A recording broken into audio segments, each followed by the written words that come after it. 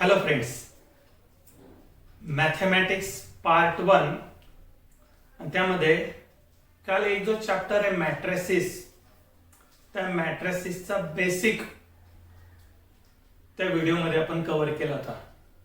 What is mean by matrices, types of matrices, algebra of matrices, त्या अल्जेब्रामध्ये addition of matrices, subtraction of matrices, multiplication of matrices आणि त्याचे काही simple examples ते आपण revise केले होते. आता हा जो 12 चा सिलेबस आहे मॅट्रिसेस, त्यामध्ये पहिलाच पॉइंट आहे आपला एलिमेंटरी ट्रान्सफॉर्मेशन. तर हे काय असतं एलिमेंटरी ट्रान्सफॉर्मेशन? त्यासाठी एक मॅट्रिक्स आपण कन्सिडर करू. मॅट्रिक्स कोणता?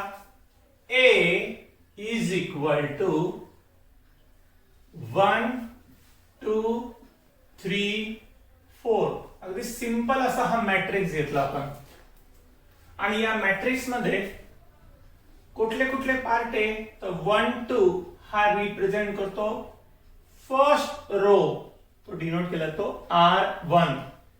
3, 4 हे जे नंबर आहे यांच्या पोझिशन म्हणजेच काय? R2 second row.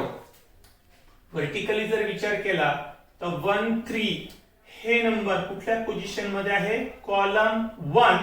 आणि 2, 4 व्हर्टिकली आपण म्हणतो कॉलम 2.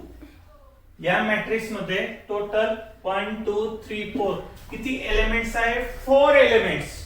आणि त्यांची अरेंजमेंट करताना 2 by 2 मॅट्रिक्स, 2 असतील ते रो आणि 2 असतील कॉलम. इन जनरल कुठलाही मॅट्रिक्स 2 by 2 चा मॅट्रिक्स तो जरी रिप्रेझेंट करायचा असेल तर त्याचा फॉर्मेट आहे A11, A12, A21, A22. आता हा जो A11 आहे तो लिहिला तो AIJ. तर I रिप्रेझेंट करतो त्या रोची पोझिशन आणि J रिप्रेझेंट करतो त्या कॉलमची पोझिशन. जसं आपण म्हणतो A11 means first row first column, A12 याचा अर्थ होतो फर्स्ट रो सेकंड कॉलम. आता त्या मॅट्रिक्स मध्ये हे त्याचे जे एलिमेंट्स आहेत त्या एलिमेंट्स आपल्याला काय करायचं? ट्रान्सफॉर्मेशन. बराच वेळा मोबाईल मध्ये आपण एका हँडसेट वरून दुसऱ्या हँडसेट मध्ये डाटा काय करतोय? ट्रान्सफर. इथे डाटा न ट्रान्सफर करता इथे काय ट्रान्सफर करायचं आपल्याला? हे एलिमेंट. आणि हे एलिमेंट ट्रान्सफर करण्याचे टोटल 6 मेथड आहेत. खरं 3च आहे. 3 त्या रिलेट करतील रोला आणि तशाच 3 ह्या कोणासाठी असतील? कॉलमला. 3 for rows and 3 for column. तर त्यातली जी फर्स्ट ट्रान्सफॉर्मेशनची स्टेप आहे त्या फर्स्ट ट्रान्सफॉर्मेशनला म्हटलं तर interchange of rose or column. Transformation मधला हा फर्स्ट पार्ट आहे. इंटरचेंज. आता मी इथे काही लिहित नाही, ते लक्षात ठेवा. Interchange of rose and column. आता तो सेम मॅट्रिक्स आपण कन्सिडर केला आणि त्या मॅट्रिक्स मध्ये कुठलं ट्रान्सफॉर्मेशन करायचंय? सपोज आपल्याला दिले transformation R1 to R2. Interchange of first row with second row. याचा अगदी क्लिअर अर्थ होतो काय? की ह्या फर्स्ट रो मध्ये असणारे जे एलिमेंट आहे ना ते शिफ्ट होतील आणि कुठे येतील? ते सेकंड रोला.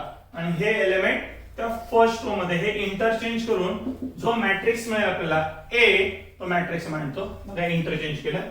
फर्स्ट रो त्याचे एलिमेंट खाली जातील आणि सेकंड रो चे एलिमेंट वरती येतील. तर हे 3, 4 3, 4 आणि हा 1, 2 1, 2. आता हे ट्रान्सफॉर्मेशन केल्यानंतर ओरिजिनल मॅट्रिक्स आणि तो जो न्यू मॅट्रिक्स तो एक्झॅक्टली इक्वल नसेल, म्हणून हा रिप्रेझेंट करता या साइनने रिप्रेझेंट करता. आणि हे जे साइन आहे याला म्हटलं तर इक्विव्हॅलंट टू.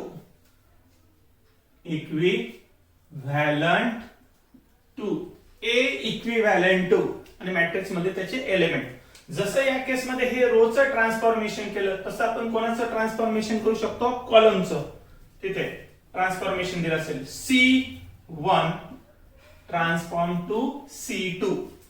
म्हणजे हे जे दोन कॉलम आहे, हा फर्स्ट कॉलम हा सेकंड कॉलम, यांच्या मी प्लेस काय केले, चेंज केल्या.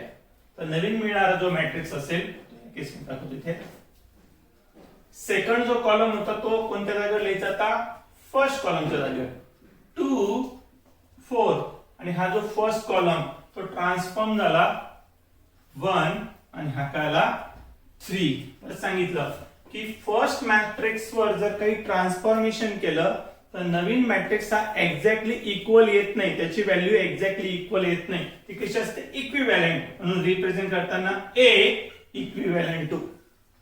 हे झालं एलिमेंटरी ट्रान्सफॉर्मेशनची फर्स्ट स्टेप. जी सेकंड स्टेप आहे, सेकंड स्टेप मध्ये आपण काय करू शकतो, कुठल्याही रो और कॉलमला एका पर्टिक्युलर नॉन झिरो स्केलर नंबरने काय करू शकतो, मल्टिप्लाय. कसं, फॉर एक्झाम्पल आता मॅट्रिक्स मी चेंज करतोय, दुसरा मॅट्रिक्स कन्सिडर करू आणि त्यावर जे सेकंड ट्रान्सफॉर्मेशन आहे ते अप्लाय करू. Multiply by any non zero scalar. A is equal to कुठले मॅट्रिक्स घेतला, समजा घेतला मी 4 3 2 1. हा जो मॅट्रिक्स आहे आणि आपल्याला जे ट्रान्सफॉर्मेशन करायचंय, कसं ट्रान्सफॉर्मेशन करायचा, A ट्रान्सफॉर्म टू 3R1. याचा अर्थ होतो 3 या नंबरने R1 जो फर्स्ट रो त्यातील प्रत्येक एलिमेंटला काय करायचं, मल्टिप्लाय. आणि ज्यावेळेस आपण हे ट्रान्सफॉर्मेशन करू तर आपल्याला न्यू मिळणारा जो मॅट्रिक्स असेल 3 ने मल्टिप्लाय करतो. सो 3 into 4 किती आला तो 12. 3 into 3 किती मिळाला तो 9. पण हे जे ट्रान्सफॉर्मेशन हे फक्त कुठे, फर्स्ट रोवर, त्यामुळे जो सेकंड रो आणि त्यातले असलेले एलिमेंट त्यामध्ये कुठलाही चेंज होणार नाही. So as it is 2 1. परत रिप्रेझेंट करताना हे A इक्विव्हॅलंट. जसं इथे रो साठी आपण मल्टिप्लिकेशन केलं, आपण कॉलम साठी पण करू शकतो. यामध्ये समजा A ट्रान्सफॉर्म करताना नंबर घेतला 2C2. त्या 2C2 चा काय अर्थ होतो, 2 ने कॉलम सेकंड, त्या कॉलम सेकंड मध्ये असणाऱ्या प्रत्येक एलिमेंटला काय करायचं, मल्टिप्लाय करायचं. म्हणजे फर्स्ट नंबरच्या कॉलम त्यातले जे एलिमेंट आहे ते कसे राहतील, ऍज इट इज. हे ज्यावेळेस ट्रान्सफॉर्मेशन करू आपण, A ट्रान्सफॉर्म टू 2C2, फक्त चेंज हा सेकंड कॉलम मध्ये, फर्स्ट कॉलम मध्ये चेंज होत नाही. ते एलिमेंट मांडून घेतले 4 2, आणि हा जो सेकंड कॉलम कशाने मल्टिप्लाय करायचा, आता 2 ने. सो 2 into 3 झाला तो 6. 2 into 1 2, आणि याला रिप्रेझेंट केलं A इक्विव्हॅलंट टू. हे झालं एलिमेंटरी ट्रान्सफॉर्मेशन मध्ये सेकंड ऑपरेशन. ऍक्च्युअली टोटल तसे 4 झाले, 2 रो साठी असतील आणि 2 कॉलम साठी, टोटल किती झाले 4. आता नेक्स्ट जे ट्रान्सफॉर्मेशन, त्या ट्रान्सफॉर्मेशन मध्ये आपण काय करू शकतो, ऍडिशन प्लस मल्टिप्लिकेशन कंबाईन. परत त्याचं एक example, last transformation, simultaneous addition plus multiplication. एक मॅट्रिक्स कन्सिडर केला, A इज इक्वल टू 2 4 1 3. 2 4 1 3. आता यामध्ये कुठलं ट्रान्सफॉर्मेशन, A ट्रान्सफॉर्म टू, हा जो A होता त्यातला मी काय घेणार, तर फक्त रो 1. ओके, तर तिथे मी चेंज असं करतोय, row 1 transform to row 1 plus 3 time row 2. आता हे ट्रान्सफॉर्मेशन फक्त रो 1 वर आहे. ज्यावेळेस मी त्याचा रिझल्ट लिहिणार आहे तर रिझल्ट कसा येईल, सेकंड रो तो ऍज इट इज लिहून टाकला.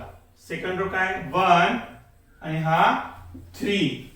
जो फर्स्ट रो आहे ते ट्रान्सफॉर्म R1 ची व्हॅल्यू किती आहे 2 प्लस 3 टाइम्स R2, म्हणजे रो 2 च्या प्रत्येक एलिमेंटला 3 ने काय करणार, मल्टिप्लाय. So 3 into 1, 3 into 1. या केस मध्ये हा जो एलिमेंट ऍज इट इज घेतला 4 प्लस कितीने 3 टाइम्स R2, 3 टाइम्स याचा एलिमेंट किती आहे 3 आणि मग हे सॉल्व्ह केलं 3 into 1 3 plus 2 किती झालं तो 5 3 into 3 9 plus 4 किती झालं तो 13 आणि हा जो सेकंड रो तो ऍज इट इज 1 3 हे झालं त्या मॅट्रिक्सचं ट्रान्सफॉर्मेशन. आता हे जसं रो साठी ट्रान्सफॉर्मेशन केलं तसं आपण कॉलम साठी पण करू शकतो. पण कॉलम साठी असणारं ट्रान्सफॉर्मेशन याच मॅट्रिक्स मध्ये करतोय आपण. कॉलम साठी आम्ही सेकंड कॉलम घेतोय C2 transform to C2 plus 2 time C1. हे बघा ट्रान्सफॉर्मेशन कोणत्या कॉलम मध्ये करायचंय सेकंड. कसं ट्रान्सफॉर्मेशन करायचं C2 त्याचे एलिमेंट ऍज इट इज ठेवून त्यात ऍड काय करणार 2 टाइम्स C1. त्याचा आन्सर या बाजूला होऊ काय तर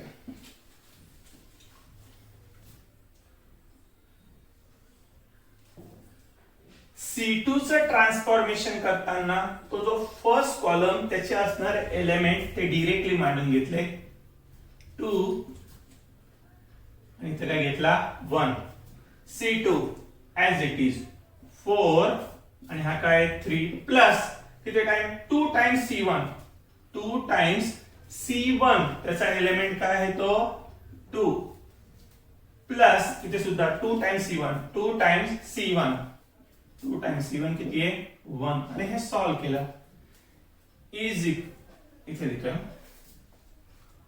2 1 2 into 2 किती आला तो 4 4 plus 4 8 2 into 1 2 2 plus 3 किती आला तो 5 आणि ह्याचा A इक्विव्हॅलेंट टू. हे होते त्याचे काही रूल्स एलिमेंटरी ट्रान्सफॉर्मेशनचे. 3 असतील ते रो साठी 3 असतील ते कॉलम साठी. टोटल हे जे 6 एलिमेंटरी ट्रान्सफॉर्मेशन हे रूल्स आता अप्लाय करू आणि काही एक्झाम्पल्स सॉल्व्ह करू आपण.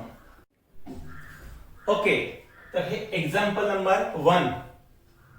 If A is equal to काय मॅट्रिक्स दिलाय 1 0 -1 3 apply the transformation R1 to R2 on A. A या मॅट्रिक्स वर त्याचं ट्रान्सफॉर्मेशन करताना R1 to R2. आता तो जो मॅट्रिक्स आहे तुम्ही एकदा लिहून घेतोय. काय मॅट्रिक्स दिलाय A is equal to 1 0 -1 3 आणि ट्रान्सफॉर्मेशन लक्षात येण्यासाठी मी इथे काय करतो ते रिप्रेझेंट करतो 1 0 हे जे एलिमेंट आहे काय पोझिशन यांची रो 1 -1 3 यांचे काय पोझिशन आहे रो 2 आणि आपल्याला ट्रान्सफॉर्मेशन सांगितलं R1 to R2 म्हणजे हे फक्त इंटरचेंज करून टाकायचे. इतकं इझी आहे. रो 1 त्यामध्ये असणारे जे एलिमेंट्स आहेत ते R2 या पोझिशनवर जातील आणि R2 चे एलिमेंट कुठे येतील R1 वर. ते लिहिलंय -1 3 आणि हे खाली आले 1 0. पण इथे रिप्रेझेंट करताना कुठल्या साइनने रिप्रेझेंट करता एक्झॅक्ट इक्वल नाही इक्विव्हॅलंट टू. आता नेक्स्ट एक्झाम्पल घ्या. हे example number 2. If A is equal to 1 0 2 2 3 4 apply transformation C1 to C1 plus 2 times C3. असं मागच्या एक्झाम्पल मध्ये ट्रान्सफॉर्मेशन हे रो साठी होतं. या एक्झाम्पल मध्ये ट्रान्सफॉर्मेशन हे कोणासाठी आहे कॉलम साठी. कसं करणार आहे ट्रान्सफॉर्मेशन परत एकदा तो जो गिवन मॅट्रिक्स तो लिहून घेऊ आपण. मॅट्रिक्स काय तो A is equal to 1 0 2 2 3 4. त्याचे ज्या बेसिक मध्ये पोझिशन सांगितले होते तुम्हाला 1 2 हे असणार आहे C1 फर्स्ट कॉलम 0 3 हा असेल सेकंड कॉलम आणि 2 4 हा काय असेल third column. Column 1 column 2 column 3. आता हे जे ट्रान्सफॉर्मेशन करायचंय ते फक्त एकाच कॉलम मध्ये करायचं. कोणत्या कॉलम फर्स्ट. याचा अर्थ हे ट्रान्सफॉर्मेशन करताना कॉलम 2 आणि कॉलम 3 तिथले जे एलिमेंट्स आहेत ते कसे राहतील unchanged as it is. So is equal to इथलं साइन नंतर काय करू मेन्शन करू. हा जो सेकंड कॉलम त्याचा एलिमेंट मी लिहून घेतला. सेकंड कॉलमचे एलिमेंट काय ते एलिमेंट 0 3. थर्ड जो कॉलम त्याचे एलिमेंट ऍज इट इज 2 4. आता फर्स्ट कॉलम मध्ये जे ट्रान्सफॉर्मेशन करायचं काय सांगितलं त्यांनी C1 त्याचे element plus 2 times C3. C1 हे एलिमेंट लिहून घेतले. C1 एलिमेंट कोणते 1 2 plus 2 times C3 2 times C3 या पोझिशनला कोणता नंबर आहे तो 2 प्लस 2 टाइम इथला कोणता नंबर येतो 4. तर हे सॉल्व करू. Is equal to second column 0 3 2 4. 2 into 2 4 plus 1 5. 4 into 2 8 8 plus 2 10. पण ज्यावेळेस याचा आपण सोल्युशन मिळवतो लास्टला तिथे साइन असणारे इक्विव्हॅलंट टू. हे झालं त्याचं ट्रान्सफॉर्मेशन. नेक्स्ट प्रॉब्लेम घेऊ आता. ओके तर हा आहे example number 3. If A is equal to matrix दिलाय 1 2 -1 3 -2 5. apply R1 to R2 interchange and then C1 transform to C1 plus 2 times C3 on A. आता या एकाच प्रॉब्लेम मध्ये दोन वेगवेगळे ट्रान्सफॉर्मेशन करायचे. हे फर्स्ट ट्रान्सफॉर्मेशन आणि हे सेकंड ट्रान्सफॉर्मेशन. ट्रान्सफॉर्मेशन करताना सिक्वेन्स वाईज ट्रान्सफॉर्मेशन करायचं.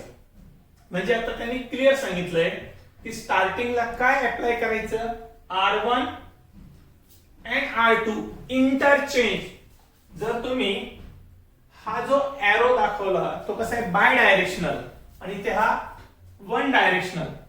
बाय डायरेक्शन मध्ये दोघांच्या पोझिशन काय होतील इंटरचेंज आणि या युनि डायरेक्शन मध्ये फक्त तो आपण अप्लाय करतो. त्याचं सोल्युशन बघू आपण. तो जो मॅट्रिक्स आहे A इज इक्वल टू तो मी रिराईट करून घेतला 1 2 -1 3 -2 5. आता यांच्या पोझिशन शो करतो क्लिअर होण्यासाठी. हा असेल R1 हा असणार आहे R2. जे फर्स्ट ट्रान्सफॉर्मेशन एकदा ते करून घेऊ आपण. R1 आणि R2 यांना काय करून घेऊ आपण इंटरचेंज. हे फर्स्ट ट्रान्सफॉर्मेशन. ते इंटरचेंज जर केलं A इक्विव्हॅलंट टू 3 -2 5 3 -2 5 आणि हा चेंज होऊन जाईल 1 2 -1. हे फर्स्ट ट्रान्सफॉर्मेशन कंप्लीट झालं. आता जे सेकंड ट्रान्सफॉर्मेशन हे रो साठी नसून हे कोणासाठी आहे कॉलम साठी आहे. परत एकदा त्या कॉलमच्या पोझिशन दाखवून देतोय. हे आहे C1 C2 and C3. Transformation हे फक्त फर्स्ट कॉलम वर करायचंय. त्यामुळे सेकंड आणि थर्ड त्या कॉलम मध्ये असणारे एलिमेंट ते आपण ऍज इट इज लिहून घेऊ. नियरली इक्वल टू या केस मध्ये हा first column second column third column. Third कॉलमचे जे एलिमेंट्स आहे काय ते एलिमेंट 5 -1. जे सेकंड कॉलम त्याचे एलिमेंट -2 2. आता जो फर्स्ट कॉलम आहे C1 त्यावर कुठलं ऑपरेशन सांगितलंय कुठलं ट्रान्सफॉर्मेशन सांगितलंय C1 as it is. C1 चे एलिमेंट लिहून घेतले 3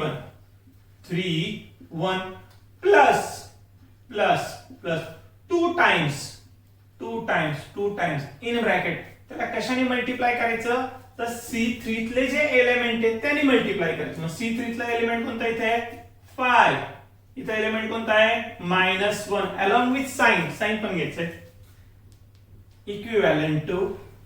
आता हे सॉल्व्ह केलंय. सेकंड कॉलम लिहून घेतोय तो -2 2 5 -1 हा थर्ड कॉलम. आता 5 into 2 10 plus 3 त्याला तो 13. 2 into -1 -2 plus 1 किती तो -1. सो A इक्विव्हॅलंट टू हा जो मिळालेला आपल्याला न्यू मॅट्रिक्स आहे. या पद्धतीने आपण हे जे वेगवेगळे एक्झाम्पल्स आहे आणि त्या एक्झाम्पलवर एलिमेंटरी ट्रान्सफॉर्मेशन कसं अप्लाय करायचं त्याचा आज स्टडी केला. थँक्यू.